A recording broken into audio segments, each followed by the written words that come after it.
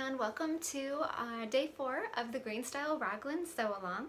At this point, you should have sewn your sleeves to the front and back of your bodice. You should have sewn the underarm seams of your raglans, and you should have finished the neck opening somehow, either with a hood or a banded neckline, or with a zipper and a hood, which is an option for the men's Hudson or would be a fun hack for the center field.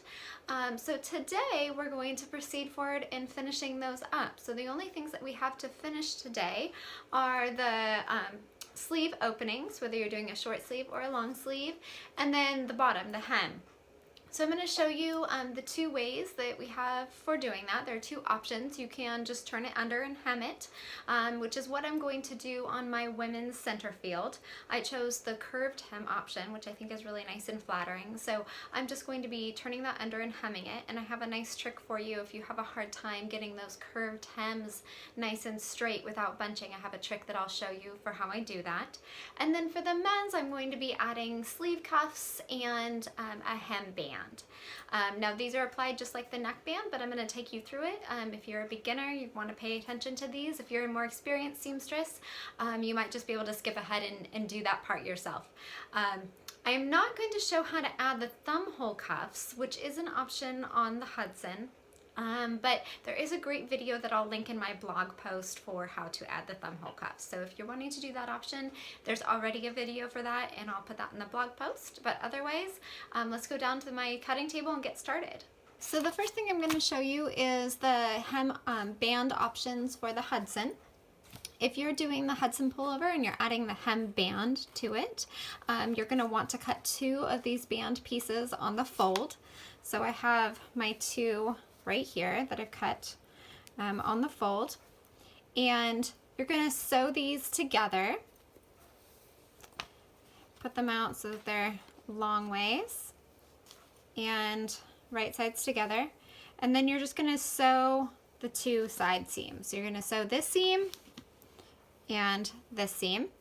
This is another place where I like to sew with my sewing machine rather than my serger, so I can press it open and make it nice and flat. These are going to be attached to the side seams of your top. So I'm going to go ahead and do that.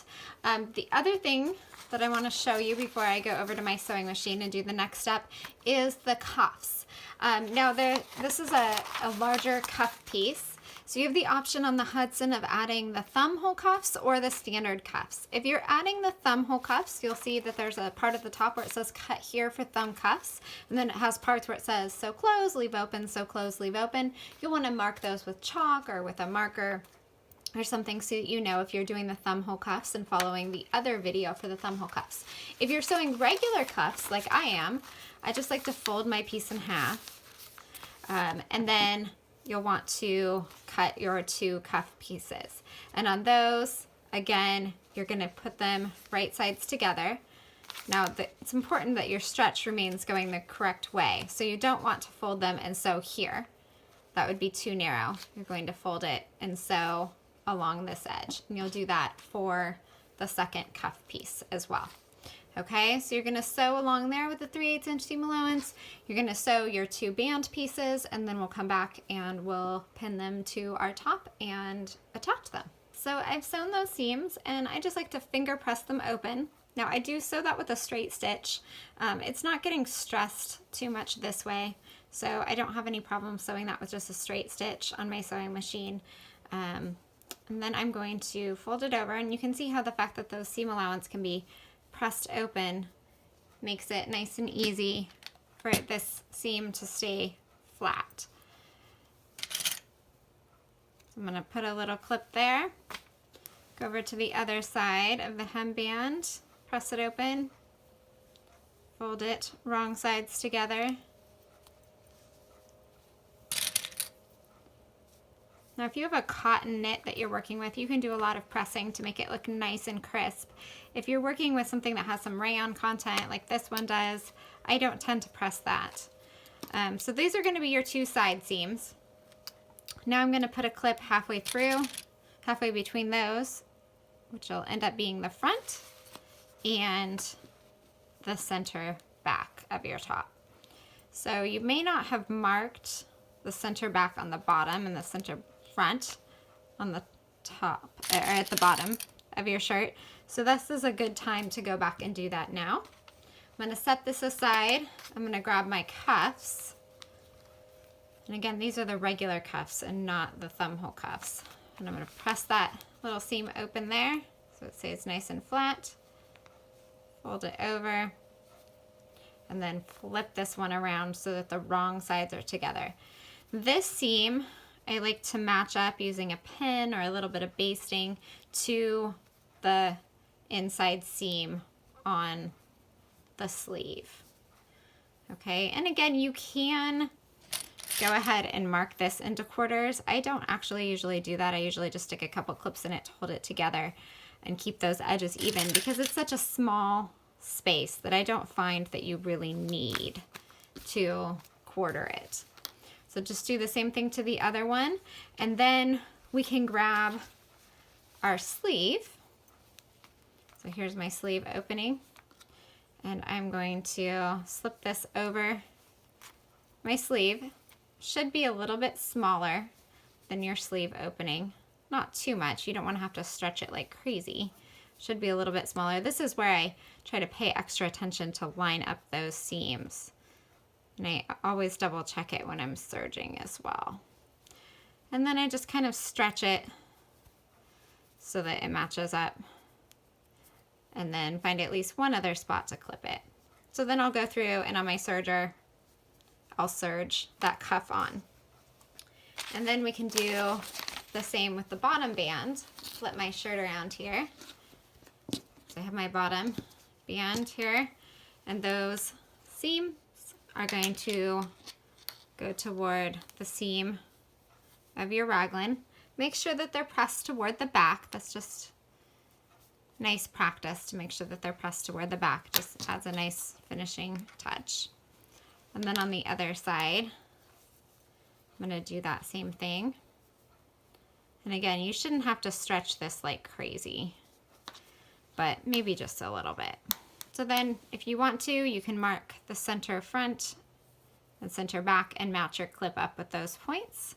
If you feel like it's not requiring too much stretch and you can kind of just estimate like I am right here, you can go ahead and do that.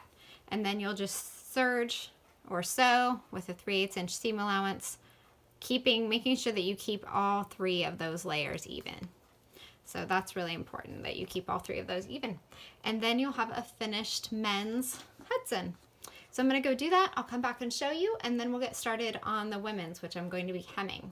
So now my cuffs are both on, and you can see where I did a little bit better on one than on the other of lining up that seam. And then my hemband is on. This is another optional step would be to press the seam allowance up toward the body of the shirt and top stitch around the hemband, potentially around the cuffs as well. My cover stitch does not have a free arm, so I'm not sure I'm going to top stitch around the cuffs, but if I did, I would probably do it by turning the sleeve inside out and coming from the inside like that, because I find that's easiest to get the control that I need, and then I just have to reposition it frequently. But I may just top stitch the hemband. So those are totally optional steps that just add a little bit of longevity to your top. So my Hudson is all finished, and now I'm ready to move on to finishing the hem of my center field. Now I am not adding a band to this one. I'm going to be hemming it because I did that curved hem. So one thing that I recommend doing anytime you have a hem with a lot of curve in it, and I did this in my video for the Express, so you might have already seen it, for the Sewalong for the Express tank, is I will go along with my sewing machine and I will just baste at the hem allowance. So I think I'm going to do like a 5/8 inch hem, and just baste a line there, something that I can easily take out. I won't lock the stitches or anything, and then that helps me turn it under with the perfect amount of curve. So I'll press it with my iron, and then I'll go over to my cover stitch and I'll sew it. If you are planning on hemming with a sewing machine, you may want to add some stabilizer so that you don't stretch out your hem. A band eliminates that problem, but if you're not adding a band and you want to do the curved hem with your sewing machine, you might think of adding some knit stay tape or even some like wash away wonder tape to stabilize that area, so that you don't have to worry about it stretching out when you sew it with the sewing machine, since the sewing machine doesn't have a differential feed. So I'm going to go ahead and baste, like I said, press and then stitch it up, and I'll just press under my sleeves and stitch them up without any basting. Okay, so that's just the final step. I'll come back and show you when that's finished, and then we'll be all done with our tops. So at this point, your center field should also be pretty much done. I ended up deciding to go with cuffs for mine, but I did hem the bottom using that technique that I talked about, and if you flip it over, this is what I aim for, is getting right along the edge with my cover stitch machine, so that it's just nice and clean along the inside, and I'm excited that that worked out. So occasionally I'll miss a spot and have to go back, but this one worked out really well. I just love this curved hem. So I think the center field with the cowl neck might be my new obsession. I really love this cowl. And you should also have your men's Hudson done if you were making that. So please make sure and post your photos of your finished item in the post in the group.